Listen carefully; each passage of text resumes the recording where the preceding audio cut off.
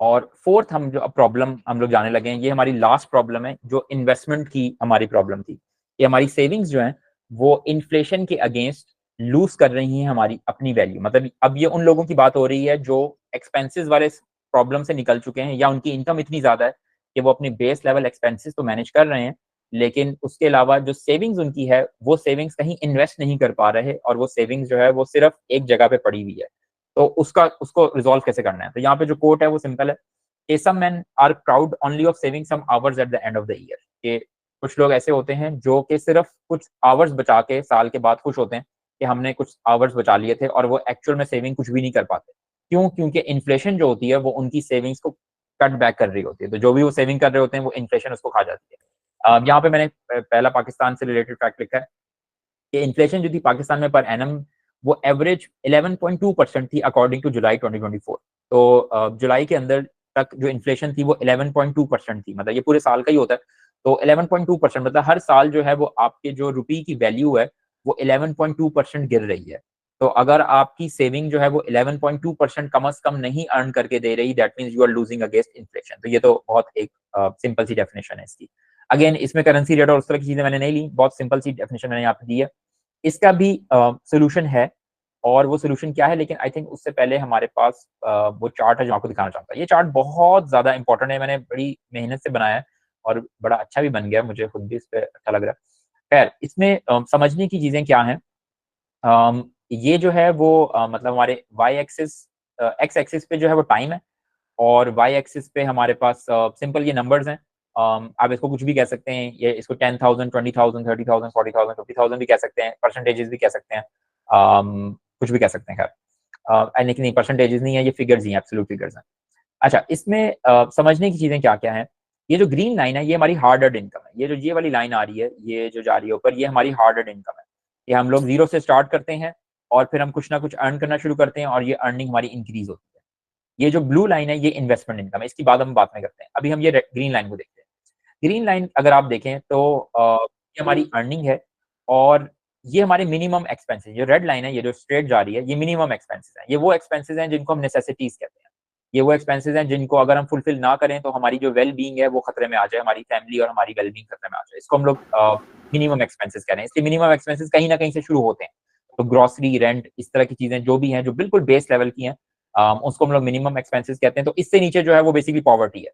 इससे नीचे वो वाली स्टेज है जिसमें आपकी इनकम जो है वो आपके एक्सपेंसेस को, मतलब आपके मिनिमम नेसेसिटी एक्सपेंसेस को कवर नहीं कर पा रही। तो ये एरिया है पॉवर्टी का, जहाँ पे अल्लाह हम सबको बचाए और हम यहाँ पे कभी ना जाएं। तो कोशिश हमने ये करनी है कि ऑब्वियसली इधर तो कभी भी नहीं जाना। तो खैर ये वाली स्टेज है। बिलाल भाई, screen stuck impulse impulse buying के ऊपर।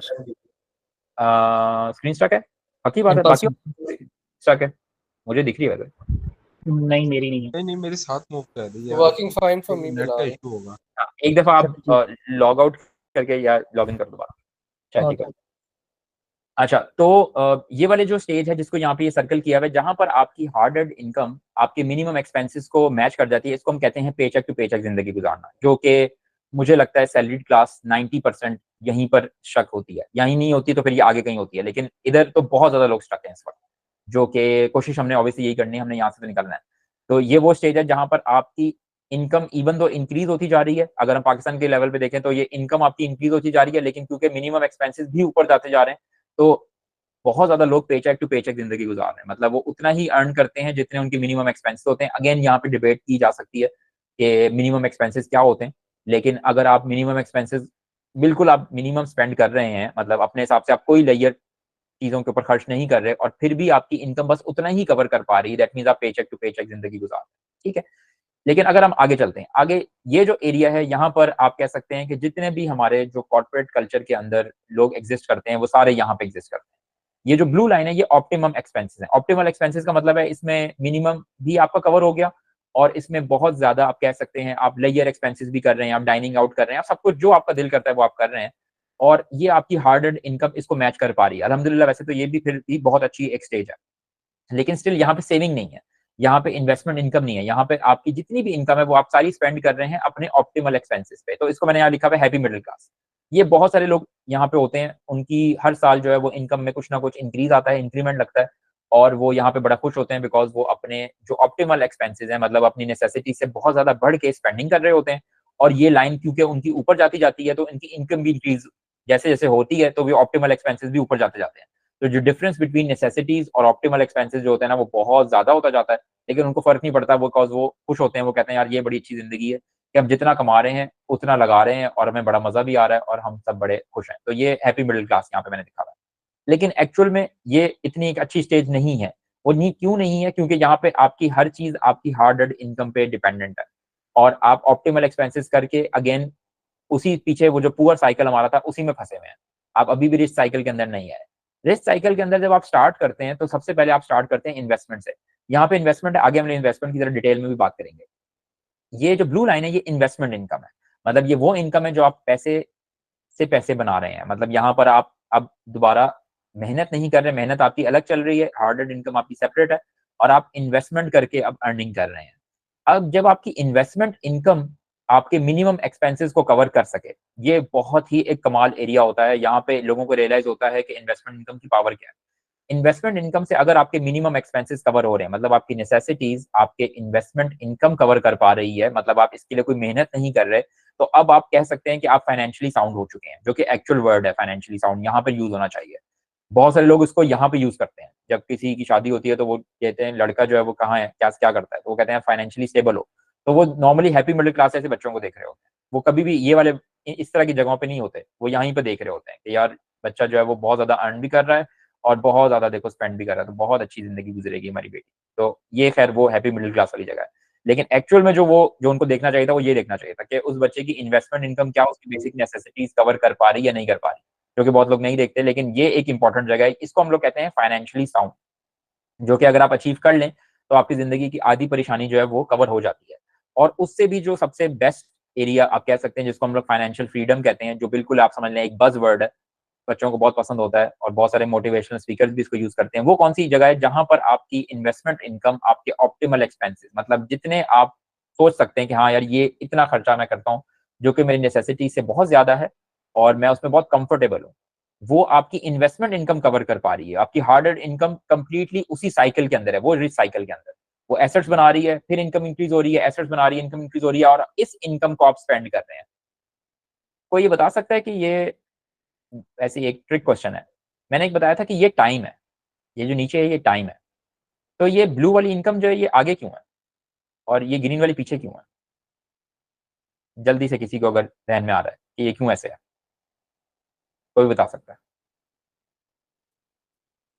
नीचे टाइम है, तो ऐसा क्यों है कि ब्लू वाली इनकम ये आगे क्यों है? ये पीछे भी तो हो सकती थी। क्योंकि investing with time and the investment was हाँ ये जी, ये इन्वेस्टिंग विद टाइम हो रहा है क्योंकि हार्ड एंड इनकम जो है वो आप जल्दी अर्न करना शुरू कर देते हैं। सैलरी आपको बहुत जल्दी मिलना शुरू हो जाती है, इन्वेस्टमेंट इनकम की जल्दी स्टार्ट नहीं होती। लेकिन investment income long term play है, और अगर आप लॉन्ग टर्म में इस प्ले पे जा रहे हैं तो डेफिनेटली आप फाइनेंशियल फ्रीडम पे जितना जल्दी ऑब्वियसली आप स्टार्ट करेंगे उतना जल्दी आप यहाँ पहुंच सकेंगे।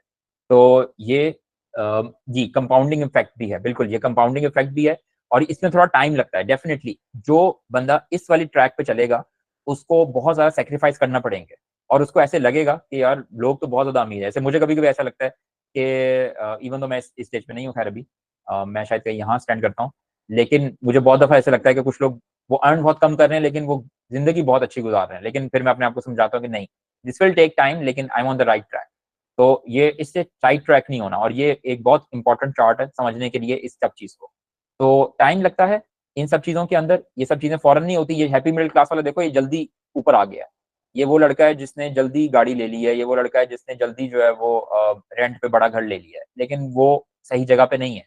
सही जगह पे वो है जो कि छोटे घर पे गुजारा कर रहा है, छोटी गाड़ी पे गुजारा कर रहा है, लेकिन वो फाइनेंशियल फ्रीडम पे पहुंच जाएगा। और जब वो पहुंचेगा तो फिर बहुत लेट हो चुका होगा इस बंदे के लिए चेंज होना। लेकिन खैर हम लोग अभी ये हैं, हैप्पी मिडिल क्लास है, हमने इधर आना है तो हमने इन्वेस्टमेंट्स करनी। खैर हम लोग आगे चलते हैं। अब इन्वेस्टमेंट की ऑप्शंस कौन सी हैं? आई थिंक वहीं पे आ रहे हैं हम लोग। हाँ अच्छा, इन्वेस्टमेंट की ऑप्शंस ना अगेन ये बिल्कुल बिल्कुल नॉन फाइनेंशियल एडवाइस है। हम लोग अपनी जबान में इसको कहते हैं NFA और DYOR के आपने अपनी रिसर्च खुद करनी है। लेकिन ये सिर्फ मैंने एक जनरलाइज रूल बनाया है सेफ खेलने के लिए।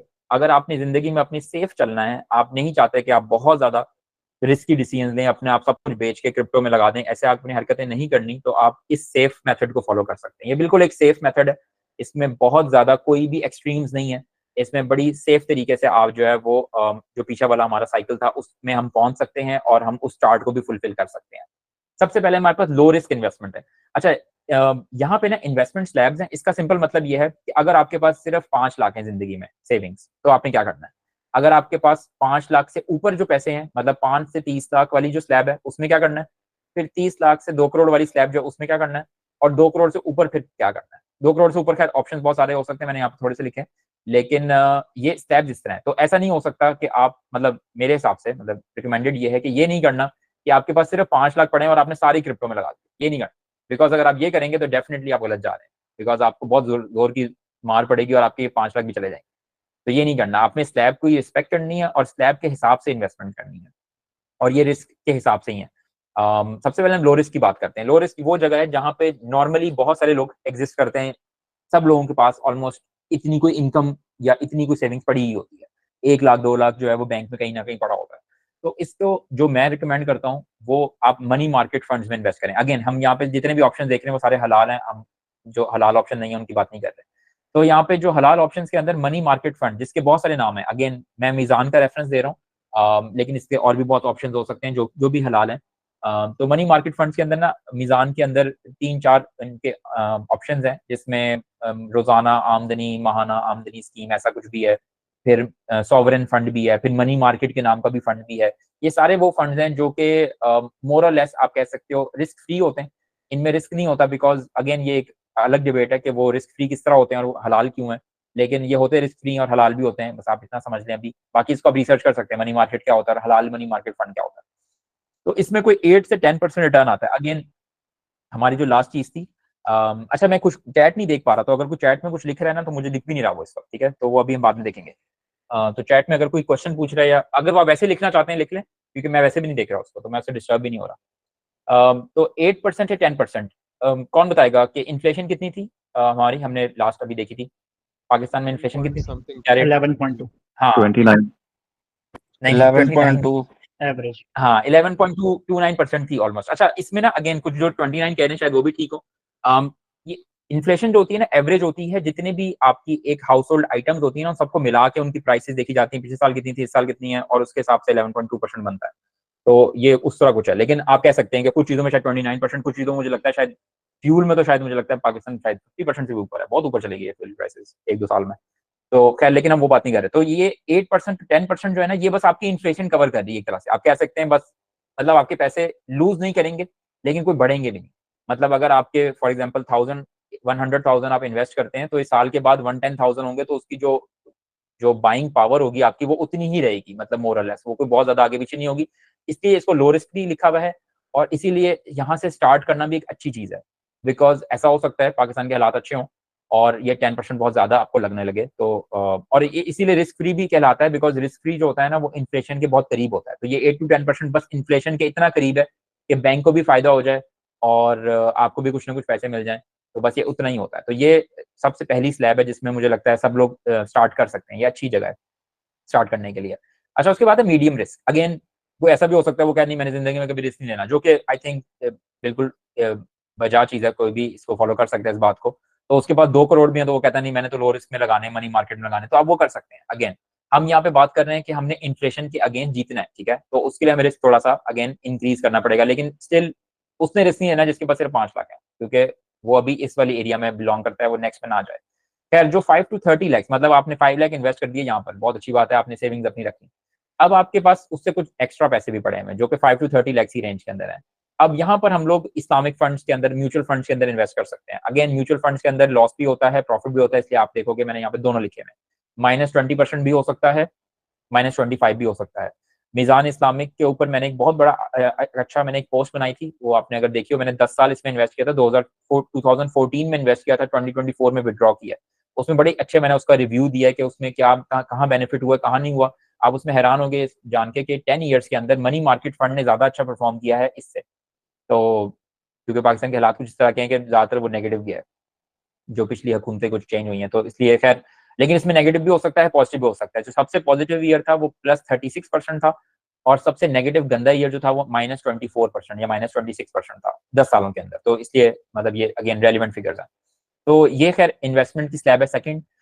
फिर थर्ड हमारी हाई रिस्क इन्वेस्टमेंट आती है, जिसमें जो 30 लाख से ऊपर है, मतलब जिसके पास 30 लाख से ऊपर पैसे हैं सेव करने के लिए, उसने 5 लाख यहाँ लगा दिए, 25 लाख यहाँ लगा दिए। अब उसके पास 30 टू 2 करोड़ तक रेंज मैं इसको गिनता हूँ कि ये आपकी एरिया है जहाँ पे आप स्टिल लो रिस्क के अंदर रहते हैं, मतलब जिसको मैं लो रिस्क कहता हूँ। तो इसमें खैर आप ये आपके पास 3 डिफरेंट चॉइसेस हैं। अगेन यहाँ पे आप अगेन कोई कहता है कि नहीं यार मैंने रिस्क नहीं लेना, मैंने मीडियम रिस्क में ही रहना है, तो आप इस्लामिक फंड में ही रह सकते हैं और आप आगे नहीं जाएं, आपकी कंप्लीटली मर्जी है। लेकिन स्टिल मैं रिकमेंड करता हूँ कि आप जब इस स्टेज पे आ जाते हैं then you have the opportunity कि आप थोड़ा रिस्क ले सकते हैं। तो यहाँ पे क्या है, यहाँ पे 3 चीजें मैंने लिखी हुई है। एक लिखा हुआ है डेड स्टेट, रेजिडेंशियल स्टेट और कमर्शियल स्टेट। कौन बता सकता है डेड स्टेट क्या होता है? शायद जो कम्युनिटी से हो उसको पता हो, क्योंकि मैंने शायद ये बात कहीं की थी। लेकिन वैसे डेड स्टेट कौन बताएगा? डेड स्टेट किसको कहते हैं? कोई रैंडम क्या थॉट आता है डेड स्टेट के नाम से? है रियल स्टेट से कोई ताल्लुक इसका, लेकिन डेड है। कमर्शियल एरियाज कनेक्ट के होती है स्टेट्स होती है उसकी बात करें। मैं बताता हूँ डेड स्टेट। अच्छा ये अगेन ये कोई टर्म बहुत कोई कॉमन नहीं है, लेकिन कुछ लोग इसको प्रॉपर्टी में यूज करते हैं। डेड स्टेट का मतलब होता है प्लॉट, ठीक है, मतलब सिर्फ जिसको प्लॉट कहते हैं ना, जिसमें कुछ भी नहीं होता, जिसपे कंस्ट्रक्शन नहीं हुई होती, उसको डेड स्टेट कहते हैं। बिकॉज उसकी सिर्फ वैल्यू बढ़ सकती है या कम हो सकती है, वो आपको कुछ अर्न करके नहीं दे सकता, तो उसको डेड स्टेट कहते हैं, मतलब सिर्फ प्लॉट।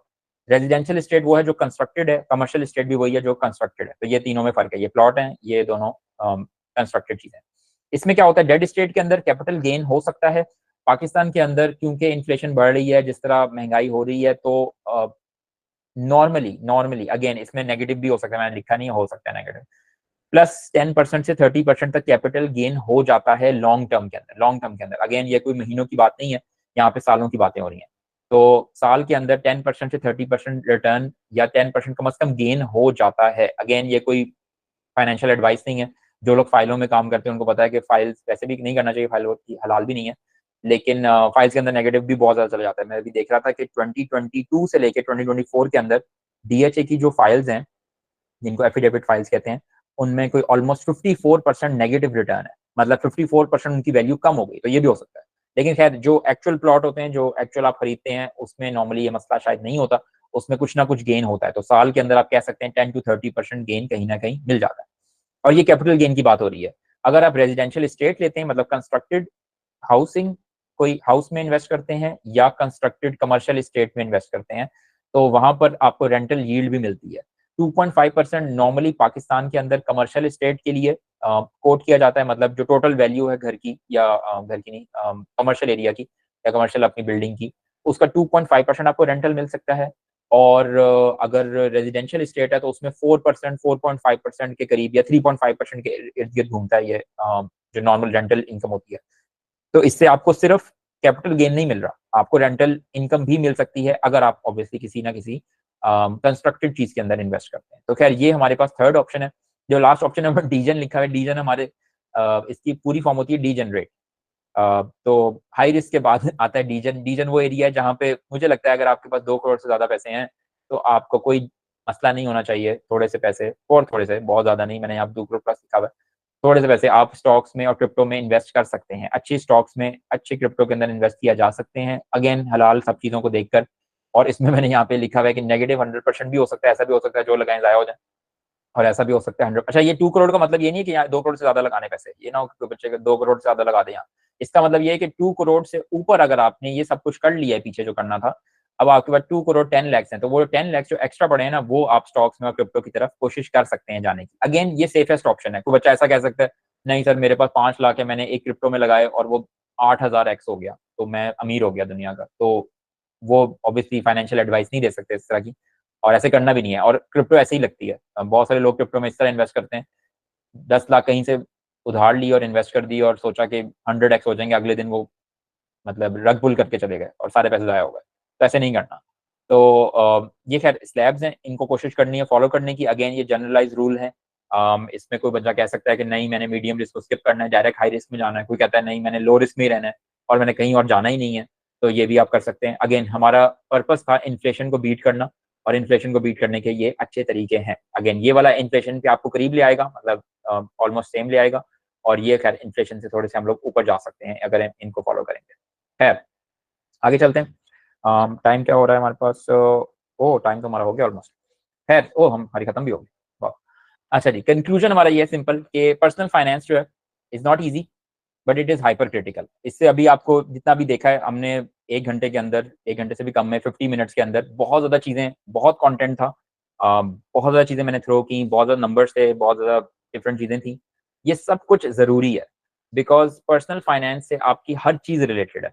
आपकी हेल्थ रिलेटेड है, आपके अपनी इकोनॉमिक्स रिलेटेड है, आपके सोशल इकोनॉमिक्स रिलेटेड है, आपकी इवन आफ्टर लाइफ भी रिलेटेड है। बिकॉज अगर आप दुनिया में जितना कम टाइम स्पेंड करेंगे दुनिया कमाने के लिए और आखिरत के ऊपर ज्यादा मेहनत करेंगे, दैट मीन फिर ही आपकी आखिरत बेहतर होगी। अगेन ये कोई जनरलाइज रूल इस तरह नहीं है, लेकिन स्टिल मुझे लगता है कि आखिरत भी बेहतर होती है अगर आप दुनिया को सही तरह मैनेज कर पाते हैं। यहाँ पे एडिशनल रिसोर्स मैंने लिखी हुई है, फायर मूवमेंट।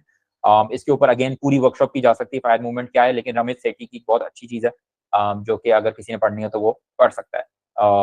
ये खैर कंक्लूजन था। इसके बाद आई थिंक मेरे कहीं ना कहीं अच्छा इस पे मैं आता हूँ। रिसोर्सेज मैंने कहीं ना कहीं लिखे होंगे, भूल तो नहीं गया। रिसोर्सेज है। अच्छा ये रिसोर्सेज जो है ना ये सारे मैं आपके साथ शेयर करूंगा जब वर्कशॉप खत्म हो जाएगी। तो ये इनमें से ही बहुत ज्यादा इन्फॉर्मेशन मैंने इन्हीं डिफरेंट बुक से लिख कर अपना कुछ चीजें उसके अंदर ऐड करके पाकिस्तानी वर्जन बना के उसको मैंने यहाँ पे कुछ प्रेजेंट किया। तो ये चीजें अगर आप खुद भी पढ़ना चाहें तो आप पढ़ सकते हैं, बहुत ज्यादा फायदा होगा इसमें। जो इंपॉर्टेंट मेंशंस है, रिच डैड पुअर डैड हमने देख लिया है, I will teach you to be rich, ये भी एक बुक है रमेश सेठी की बहुत अच्छी। Total money makeover, Dave Ramsey मेरा बहुत ज्यादा फेवरेट है, पर्सनल फाइनेंस के बहुत अच्छे एक्सपर्ट है। मैं रिकमेंड हमेशा करता हूँ। Richest man in Babylon, George Samuel की बुक है, बहुत अच्छी है ये बुक्स है। मॉडल्स जो हैं वो 7 baby steps by Dave Ramsey, बहुत अच्छे हैं, सबको फॉलो करने चाहिए। फायर मूवमेंट है by Ramesh Sethi, again very important. Income and balance sheet by Robert Kiyosaki, ये एक अलग से भी है, आई थिंक इसकी यूट्यूब पे भी शायद आपको वीडियो मिल जाए। अगर आप बुक पढ़ लेते हैं तो उसमें भी ये वाला पार्ट कवर हो जाता है। यूट्यूब के अंदर मैं 2 लोगों को रिकमेंड करता हूँ, मैं इनको बहुत क्लोजली फॉलो करता हूँ, और ये बहुत अच्छा कंटेंट है इनका। एक है ग्राहम स्टेफान, इसका भी ज्यादातर वैसे यूएसए बेस है दोनों, लेकिन स्टिल बहुत सारी चीजें जो ये अप्लाई करते हैं वो हमारी लाइफ में भी अप्लाई हो सकती हैं। और ग्रैंड कार्डोन रियल एस्टेट के बहुत ज्यादा एक्सपर्ट हैं। ये वाली चीज मैं आपको शेयर कर दूंगा, ट्रैकिंग टेम्पलेट है कि एक्सपेंसेस को ट्रैक कैसे करते हैं, लेकिन ये आपके साथ सब कुछ शेयर होगा वर्कशॉप के बाद। अब हम चलते हैं वापस और अच्छा अब हाउ क्रिएटेक्स कैन हेल्प, ये बिल्कुल एक लास्ट चीज है, इसके बाद हम लोग क्वेश्चन पे जाएंगे। और ओपन फ्लोर होगा, जिसमें क्वेश्चन पूछना होगा पूछ सकता है। और हैंड रेस करके होगा, आई थिंक किसी का हैंड रेस ऑलरेडी है, मुझे दिख नहीं रहा, लेकिन खैर। अच्छा क्रिएटिव कैसे हेल्प कर सकता है? एक तो ये है कि आपने जो भी इस वर्कशॉप से सीखा इसको आप अपनी लाइफ के अंदर, अपनी पर्सनल लाइफ में इंप्लीमेंट करें, सारी लर्निंग्स। अगेन मुझे पता है आप सब कुछ ये कंज्यूम इतनी जल्दी कर तो लिया, लेकिन इसको रिटेन करना मुश्किल है।